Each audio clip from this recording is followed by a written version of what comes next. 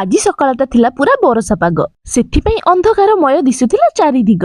ତା ସହିତ ପାଗଟା ଥିଲା ଭାରି କୋହଲା। ଆଉ ମୋ ଆଦି ବାବାଙ୍କର ତ ନିଦ ଭାଙ୍ଗୁ ନଥିଲା ଜମା। ପାଗଟା ଭଲ ଥିଲା ବୋଲି ନୂଆ ଲୁଗା ଖଣ୍ଡେ ଆଜି ହେଇଥିଲା ପିନ୍ଧା। ତାପରେ ରୋଷେଇ ସରିଲା ପରେ ସ୍ୱାମୀଙ୍କର ଖାଦ୍ୟ ପୁଟୁଳି ହେଇଥିଲା ବନ୍ଧା। ସେଥିରେ ଭାତ ତରକାରୀ ସହିତ ଦେଇଥିଲେ ମିକ୍ସଚର ଆଉ କଞ୍ଚା ଲଙ୍କା। ଡ୍ୟୁଟି ଯିବା ପୂର୍ବରୁ କଣ ମନେ ହେଲା କେଜାଣି ଦେଇଗଲେ ମୋ ହାତରେ 20 ଟଙ୍କା। ଭୋକ ଲାଗିବାରୁ କାଗଜ ଠୁଙ୍ଗା କରି ଖାଇଥିଲି ସେଥିରେ ଛଣା ସେଉ। ବୁଧବାରଟା ଥିଲା ବୋଲି ଆଜି ଭାବିଲି ଲଞ୍ଚରେ ଆମିଷ ଟିକେ କରି ଖାଇବି ଯାହା ବି ହଉ। ତାପରେ ଭାବିଲି ସ୍ୱାମୀ ତ ଡ୍ୟୁଟି ପଳେଇଲେ ସେଥିପାଇଁ ଆମିଷ ପ୍ରୋଗ୍ରାମଟା ଥାଉ ରାତି ପାଇଁ ଲଞ୍ଚରେ ସାଧା ସିଧା ଆଇଟମଟେ କରିଦଉଛି ଯାଇ। ସାଧାରେ ସୋରିଷ ମସଲା ଦିଆ ହେଲା ଭେଣ୍ଡି ତରକାରୀ। ତାକୁ ଖରାବେଳେ ଗରମ ଭାତରେ ଖାଇଥିଲି ପେଟ ଭରି। ବର୍ଷା ପାଗ ପାଇଁ ଲାଗୁଥିଲା ଭାରି ଜୋରେ ଥଣ୍ଡା। ଆମିଷ ଖାଇବାକୁ ଇଚ୍ଛା ଥିଲା ବୋଲି ରାତି ଖାଇବାରେ ସ୍ୱାମୀ ନେଇ ଆସିଲେ ଅଣ୍ଡା। ଯେହେତୁ ପାଗଟା ଥିଲା ଆଜି ଶୀତୁଆ ନିଆଁ ପାଖରେ ବସିବା ପାଇଁ ରାଜି ହେଇଗଲେ ସ୍ୱାମୀ ହବା ପାଇଁ ରୋଷେଇଆ।